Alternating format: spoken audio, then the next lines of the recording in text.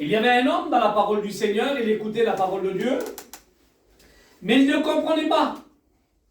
Il fallait que Philippe, l'homme de Dieu, lui fasse comprendre ce que c'est la parole du Seigneur. Amen. Et j'aimerais te dire à toi, ce soir qui est là, des fois tu te dis, moi, il y a des années que j'appartiens au Seigneur, il y a des années que je connais le Seigneur, mais est-ce que réellement tu fais la volonté de Dieu?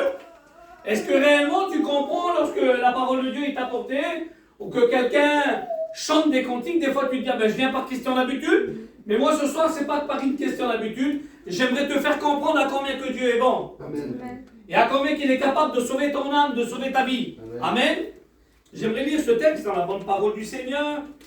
C'est dans les acte 8 et au verset 26. Il parle de Philippe et l'unique l'Éthiopien. Il parle de deux hommes. Et puis on va voir ensemble dans la parole du Seigneur, écoutez ce qu'il dit. Un ange du Seigneur s'adressa à Philippe et lui dit, lève-toi, va du côté du midi, sur le chemin qui descend de Jérusalem à Gaza, celui qui est désert. Il se leva et partit, et voici un unique, un Éthiopien, unique, ministre de Candace, reine d'Éthiopie, surintendant de toutes les trésors, venu à Jérusalem pour adorer. Et s'en retourna, assis sur son char, et lisait le rouleau du prophète Isaïe. L'Esprit dit à Philippe, avance et approche-toi du char, de ce char. Philippe accourut et entendu l'Éthiopien qui lisait le rouleau du prophète Isaïe. Et il lui dit, comprends-tu ce que tu lis? Il répondit, comment pourrais-je, si quelqu'un ne me guide? Et il invita Philippe à monter et à s'asseoir avec lui sur le char. Quelle beauté, Seigneur. Vous dites pas Amen? Amen. La parole de Dieu nous dit qu'il y avait un homme qui était là, ministre de Candace, reine d'Éthiopie. C'était un homme très important. Il est venu à Jérusalem pour adorer, et lorsqu'il est venu à Jérusalem pour adorer, il semblerait qu'à travers la parole du Seigneur, que cet homme-là, il est venu, bien qu'il est venu pour adorer, mais il est reparti sans pouvoir recevoir. Alors parfois, lorsqu'on vient dans une réunion, des fois ça arrive. On vient dans une réunion et puis on voit que les autres personnes à côté sont touchées par la parole de Dieu, sont bénies, et que nous, des fois, on n'a rien reçu. Et puis on s'en veut, Seigneur, comment ça se fait-il que ce soir, lui a été béni, moi que j'ai venu pour être béni, mais j'ai rien reçu. Mais le Seigneur, des fois, te réserve quelque chose, des fois, et c'est à toi d'être attentif. Et puis cet homme, quand il a quitté Jérusalem, qu'il est parti, certainement pour retourner chez lui à Gaza, mais sur le chemin qui était là, l'ange de l'Éternel parle à Philippe, l'homme de Dieu. Et puis il lui dit, Philippe, tu vois ce char, cet homme qui était là, cours vers lui et parle-lui. Philippe, qu'est-ce qu'il fait? Il écoute la parole de Dieu, dirigé certainement par le Saint-Esprit. Il va, il court, il dit à l'homme qui était là, il dit à l'Éthiopien qui était là, est-ce que tu comprends ce que tu lis? Et cet homme va dire, non, je ne comprends pas. Bien qu'il avait été à Jérusalem pour adorer, bien qu'il avait écouté ces grands hommes parler, mais il ne comprenait pas. Il fallait qu'il soit éclairé, il fallait qu'il comprenne à combien que Jésus il est celui qui peut le sauver. Et puis la parole de Dieu nous dit que Philippe était là. Il dit, est-ce que tu veux que moi je t'explique? Il dit, j'aurais bien voulu. Il dit, alors monte avec moi sur le char. Et lorsqu'il va monter avec lui sur le char, et puis Philippe va lui parler des bienfaits du royaume de Dieu, va lui parler de l'amour de Jésus, va lui parler de l'amour de Dieu. Et puis cet homme bien étonné de la parole du Seigneur, il écoutait Philippe avec un parler certainement meilleur que le mien, mais Philippe va lui parler avec l'Esprit de Dieu. Et lorsque Philippe parle avec l'Esprit de Dieu, dirigé certainement par le Saint-Esprit, cet homme, il va ouvrir son cœur. Et lorsqu'il va ouvrir son cœur, alors Dieu va le bénir. Dieu va toucher sa vie. De quelle manière que Dieu va le toucher? Regardez à tel point que Dieu a touché la vie de cet homme-là. Regardez, parce qu'il va parler, Philippe va lui parler de l'amour du Seigneur Jésus. Il ne comprenait pas.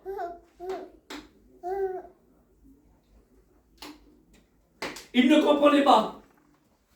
Et lorsqu'il ne comprenait pas, Philippe va lui faire comprendre à un tel point que cet homme, à un moment donné, il arrête le char, Il va voir un point d'eau qui était là, et puis il va dire à Philippe, avec ses mots, avec son cœur, il va dire, Philippe, qu'est-ce qui t'empêche de pouvoir me baptiser?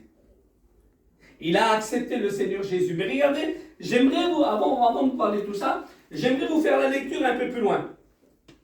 Au verset 32, il va dire ces mots-là. Il va dire le passage de l'Écriture qu'il lisait. Et celui qui lisait, cet homme-là, était cela. Écoutez, il a été mené comme une brebis à la boucherie, et comme un agneau muet devant celui qui le tend. Il n'avait ouvert point la bouche. Dans son humiliation, son jugement a été élevé, et sa postérité, qui la dépeindra, car sa vie a été retranchée de la terre. Il parle du Seigneur Jésus-Christ. Philippe parle à l'Éthiopien qui était là. Il dit ces mots-là, on a pris Jésus. Comme une brebis qu'on amène à la boucherie, devant celui qui le tend. Il ne dit pas un mot. Il ne dit rien du tout. Et puis cet homme, il va dire, à un tel point, certainement que, parce que la parole de Dieu, il a dû rentrer dans son cœur, il va dire à un tel point que cet homme-là, il s'est offert pour moi qui ne le méritais même pas. Jésus s'avait offert pour moi. Il est passé par la mort et ensuite il a été ressuscité. Et c'était pour moi. Et c'est là que l'Éthiopien va comprendre. C'est là qu'il va réaliser dans son cœur à combien que Jésus s'est offert. Il a passé par la souffrance de la croix. Et c'est là qu'il va réaliser dans son cœur, qu'il va comprendre et qu'il va dire maintenant je comprends. Je comprends ce que c'est la parole du Seigneur. Moi avant j'allais aux réunions. J'écoutais la parole de Dieu mais c'était sans plus. Mais à quoi que le Seigneur a affranchi mon cœur, à quoi que Dieu a touché ma vie, ça l'a été différent. Pourquoi ça l'a été différent? Ça l'a été différent parce que j'ai compris et j'ai réalisé à combien que le Seigneur s'avait offert pour moi sur la croix du Calvaire. Et j'aimerais te dire que le Seigneur s'est offert pour toi. Amen. Alors un peu plus loin, il va dire ces mots-là. L'Éthiopien va dire à Philippe, je te prie, de qui le prophète parle-t-il ainsi? Et de celui-même? Est-ce que c'est de lui-même ou de quelqu'un d'autre? Alors Philippe, ouvrant la bouche, et commença par ce passage, lui annonçant la bonne nouvelle de Jésus, quelle beauté Seigneur. Comme ils continuant leur chemin, ils rencontreront de l'eau. Et l'unique dit, voici de l'eau. Qu'est-ce qui nous empêche que je sois baptisé? Philippe dit, si tu crois de tout ton cœur, cela est possible. L'unique répondit, je crois que Jésus-Christ est le Fils de Dieu. Amen. Quelle conversion! Comment qu'il s'est converti? Comment que Philippe lui a expliqué le langage de Jésus? Comment que Philippe lui a dit à combien que Jésus a payé pour toi sur la croix? Et c'est ce qu'on doit savoir, nous, à combien que Jésus a payé pour chacun d'entre nous. J'aimerais te dire que le Seigneur Jésus est celui qui t'aime. Il est celui qui a offert sa vie pour toi. Il l'a offert pour toi, mais il l'a offert pour moi aussi. Et toi, en retour, tu lui donnes quoi? Je sais ce que tu vas lui donner. C'est ton péché. C'est ta misère. C'est tes problèmes. Tes soucis. Tes difficultés. C'est ce que tu vas lui donner au Seigneur. Mais j'aimerais te dire que le Seigneur, lui, il les prend. Il les prend. Aujourd'hui, tu viens vers moi. Ce soir, tu vas vers moi, tu vas me dire, Noël, j'ai un tas de péchés comme ça sur moi. Prends-les, Noël. Je te les donne, prends-les. Ben moi, je te dirais non, je ne les veux pas. Même si tu voudrais me les donner, je ne pourrais pas les prendre. Même si tu voudrais me les donner à moi, je ne pourrais pas les prendre, tes péchés. Et le Seigneur, lui, il l'a fait, lui. Il n'en est l'auteur, lui. Il est celui qui s'est ôté. Pourquoi il est l'auteur? Souvenons-nous dans la parole de Dieu dans Jean 3,16. Qu'est-ce qu'il est écrit? Car Dieu a tant aimé Il a donné son Fils. le monde qu'il a donné son Fils, afin que quiconque croise en lui ne périsse pas, mais qu'il ait quoi? Quelle beauté c'est. C'est pour ça qu'aujourd'hui, nous, on peut témoigner. De dire aujourd'hui, ben oui, j'ai des problèmes, j'ai des soucis, j'ai des péchés. Mais Seigneur, je te les place devant toi. Seigneur, tu connais mon état. Tu sais aujourd'hui quand j'ai été devant toi, Seigneur. Tu sais ma vie, comment elle a été, Seigneur. Je n'ai pas été comme tu l'as voulu, Seigneur. Mais ce soir, Seigneur, je te demande pardon. Ben, laisse-moi te dire que de son ciel de gloire, la Bible dit que le ciel est son trône, la terre son marchepied, et il habite nos cœurs. Amen. Ben, ce soir, il est capable de te pardonner. Amen. Il est capable d'étendre sa main sur toi, il est capable de dire oui, moi je veux bien te pardonner, à une seule condition, tu ne recommences pas. À une seule condition que tu ne recommences pas. Alors moi je te pardonne, quelle beauté. J'aimerais te dire que Jésus il est l'auteur de la bénédiction. Il est l'auteur de tout. Il est l'auteur de la guérison. Il est l'auteur de la bénédiction. Alors la parole de Dieu dit que l'Éthiopien qui était là, il s'est fait baptiser. Il est descendu du char, et puis ils ont vu ce point d'eau, quelle beauté Seigneur. Ça n'a pas duré 15 ans. Ça n'a pas duré 20 ans. Vous avez vu aujourd'hui, il faut. Mais il y en a qui faut attendre. Je vais me baptiser, mais à quand? Ben, je vais me baptiser cette année. Je vais me baptiser cet été. Ou je vais me baptiser dans 1 an. Non, là, ça a été de suite.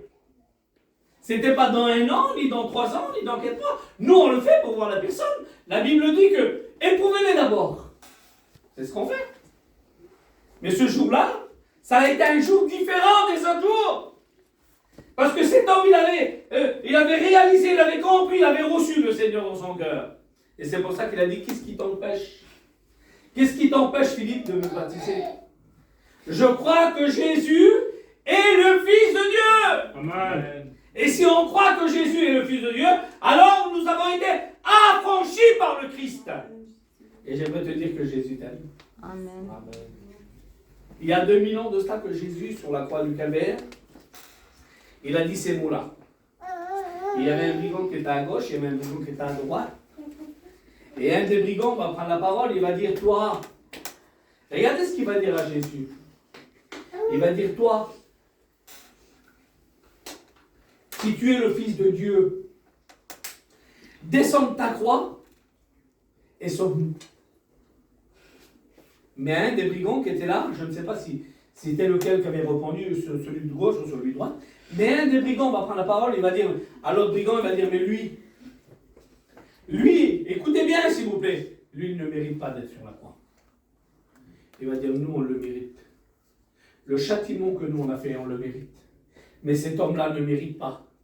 Ne mérite pas lui. Il ne mérite pas d'être sur la croix. Et puis il va se tourner vers Jésus, il va dire ces mots-là.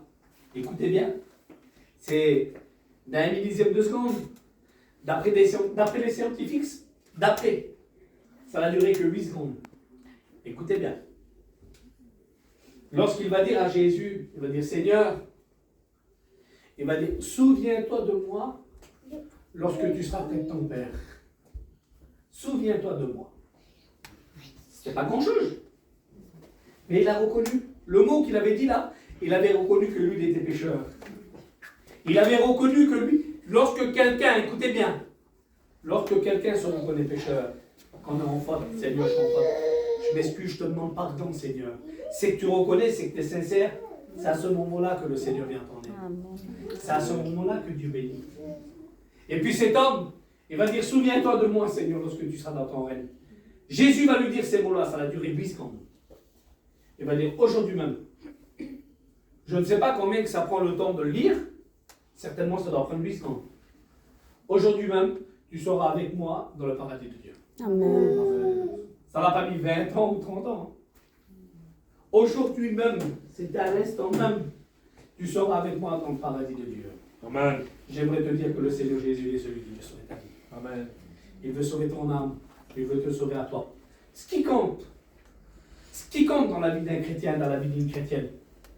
Vous avez vu parfois quand on reçoit du courrier, en ce moment on a des amendes dans un état comme ça.